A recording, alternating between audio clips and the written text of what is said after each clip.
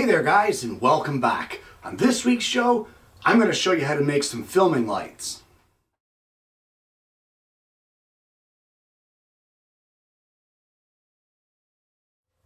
Well, here on the show, I shoot everything in 4K.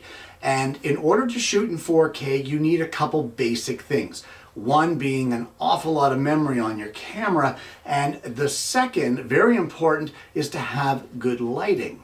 So that's what we're going to concentrate on today's show. I am going to show you what I used for lighting in the shop and how it is that I go about getting that.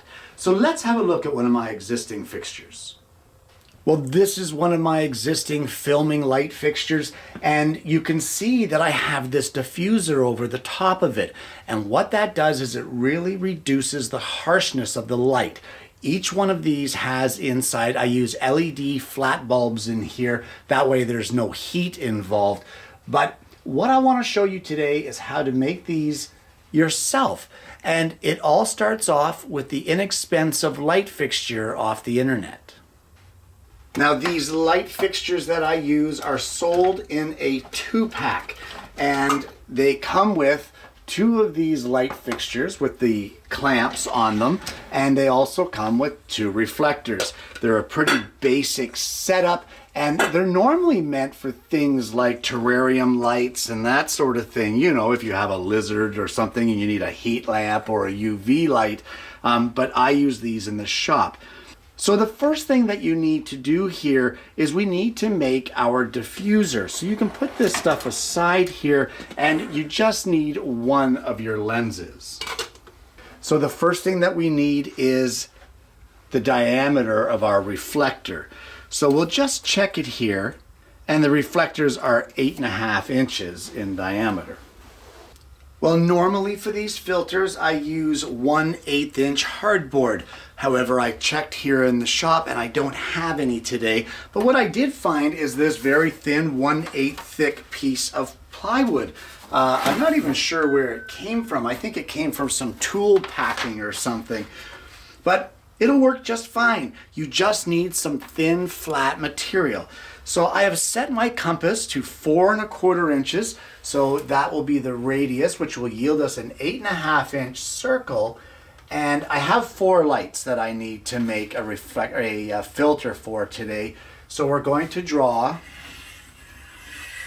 some 8.5 inch diameter circles.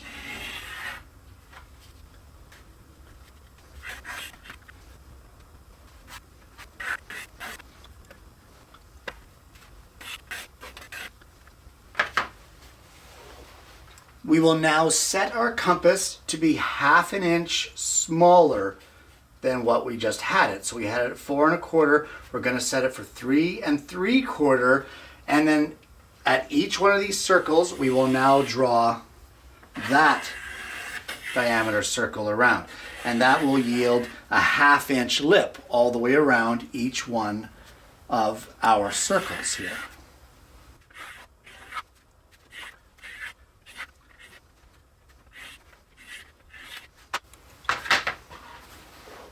And that concludes our layout. Pretty simple stuff so far. So what we're going to do is I'm going to take this over to the scroll saw. I'm going to drill a blade entry hole in the middle, and we're going to cut out this center circle and cut the perimeter of each one so that we end up with 4 1/2 inch wide, 8.5 inch diameter rings.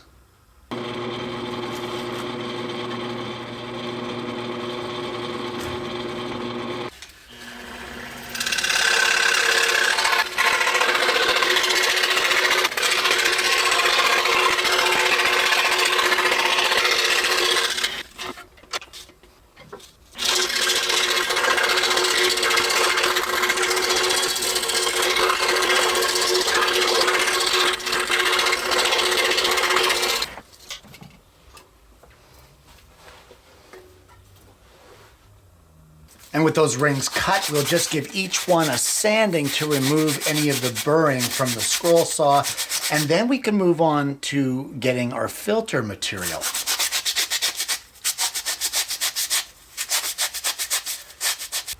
Well, for the light filters on our rings, we will be using parchment paper.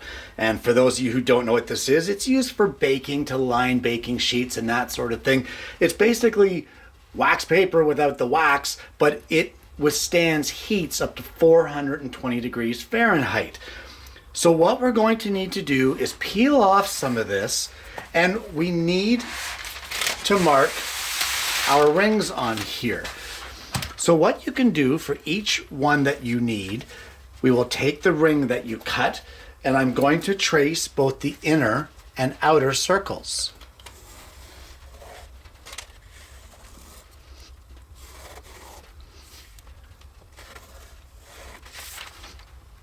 And then using a pair of scissors, I'm just going to cut around the outside line.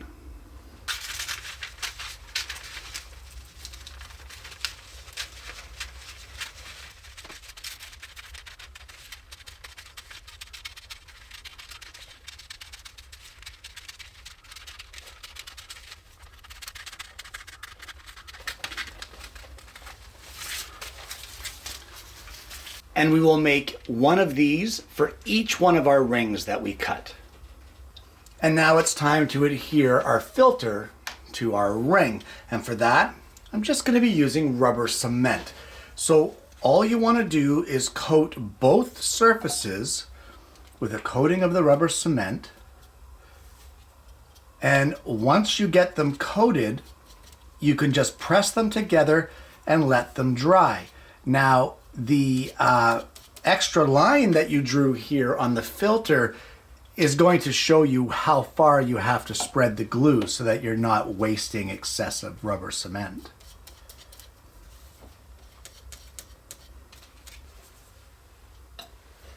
And once you have it spread on both surfaces while the rubber cement is still wet, lay your filter down on a flat surface and then just press your ring on top of it to secure it in place.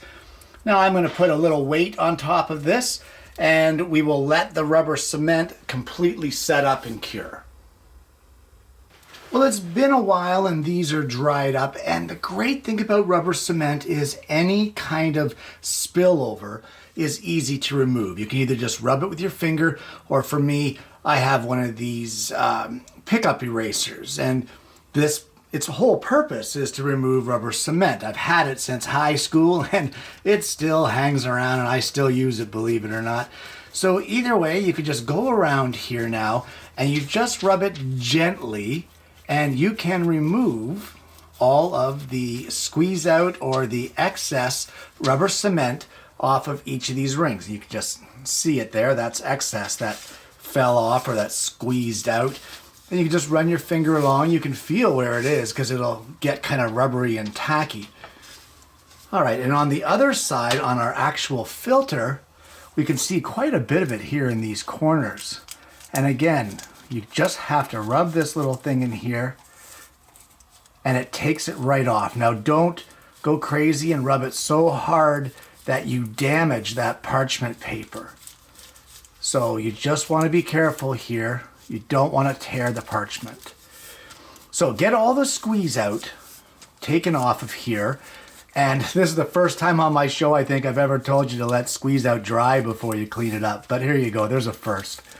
Different type of glue, guys. All right, so let's get this finished and then I'll show you what to do with this. Well, the first thing we'll do is assemble our light. And for this style, I don't know if this will be the style that you get or not, but these reflectors just screw right on. They just thread right onto this socket. And then from there, we can place our flat LED. This is what I was referring to as a flat LED bulb. I've had these for years. They're Philips brand, 800 lumens, and they work absolutely great. So here we go. We're going to put this flat lamp in here, and now it's time to connect our filter. And all you want to do is wood side out. The best way that I have discovered to mount these filters is with small binder clips. I know it sounds weird, but honestly, it makes these filters easy to remove. It's non-destructive, so if you need to use the lamp for something else, you can. And all I do is I take 4 of these. These ones here are 3/4 of an inch in width. I place the wooden frame on the outside, and then on all 4, I don't want to say corners because it's a circle, but on all 4 sides, we will place one of these binder clips.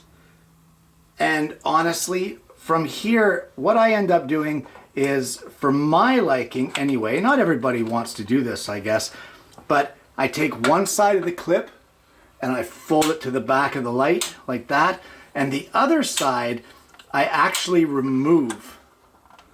And when I get them removed, I put them aside and put them in storage in case I should ever need to remove these clips. And that, my friends, is it for the filming light. Let me show you what these things do. Well, you can see in this image, I'm right beside one of the fixtures without our parchment filter. And the lighting on the one side of my face where the lamp is extremely harsh. It's bright, bright lighting.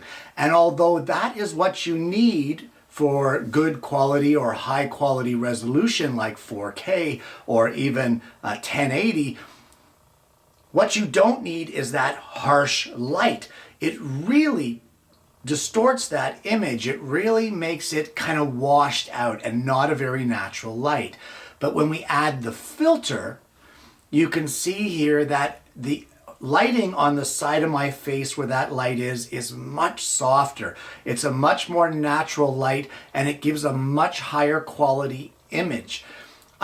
Some of you may say there isn't that much of a difference.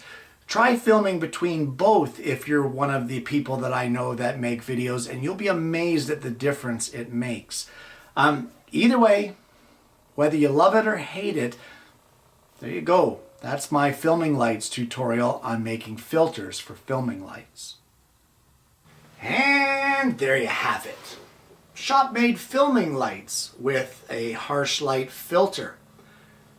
Guys, these things, while not professional quality, I'm telling you, they make such a huge difference for video filming. And I know that this show may not be for all of you, but I also know that there are those of you in my audience who make their own videos, and this may be something that you've been considering for your show, and it may be something that you might want to consider to improve the quality of your videos. Not saying that your videos are of poor quality, but you know what? It never hurts to take a suggestion from a fellow YouTuber or a fellow video maker. These lights here are simple to make, dead simple. And if you were to look in a photography shop or online for specific photography lighting that have these harsh light filters, you would be amazed at the price. But all in all, for these lights that I made here, I made them for about $14.50 a piece. So $14, they're about 13 and change per light is what it works out to be off Amazon. I'll post the link below to the light fixtures, and the rest is scrap, either plywood like I used here or scrap hardboard like I usually use. Either way, no matter how you look at them, it is a great project, and it's a huge money saver if you're into making videos. Even for photography, if you guys have seen my tutorial on how to photograph your work, where we made a light box. I did that quite some time ago on the show. I'll post a link to that one down below because it really makes it so that you can get some high quality photographs of your work. Well, one of the reasons it works is because of the sheet that goes over the frame for the light box. And what is that sheet? It's a harsh light filter. So you could potentially use that sheet and use these lights for your photography as well. Guys, if you're doing this and you think the light is still a little too harsh and you're still not sure about it, add a second layer of parchment. It takes nothing to add. It's cuttable by scissors and attachable by rubber cement. The mess of the squeeze out cleans out beautifully. All I can say is just make sure that the glue is dry before you start taking it out of there and trying to rub it out to get rid of it. Either way, guys, it's a great project. I hope that some of you are going to find it useful because I have these things everywhere in my shop, and I'm just going to add 4 more because I'm finding dark areas where I film. Guys, I hope that you've enjoyed today's content, and I hope you found it useful. If you haven't already, please don't forget to like and subscribe and click that bell so that you don't miss notifications of future episodes of the show. This is a great one. It's a huge money saver, and as well, that extra lighting will really go a long way to improving your video or photo quality. So give it a try. What have you got to lose? Guys, I want to thank you so much for tuning in today, and I hope you're going to join me again next week when I bring you yet another Alternative Tuesdays.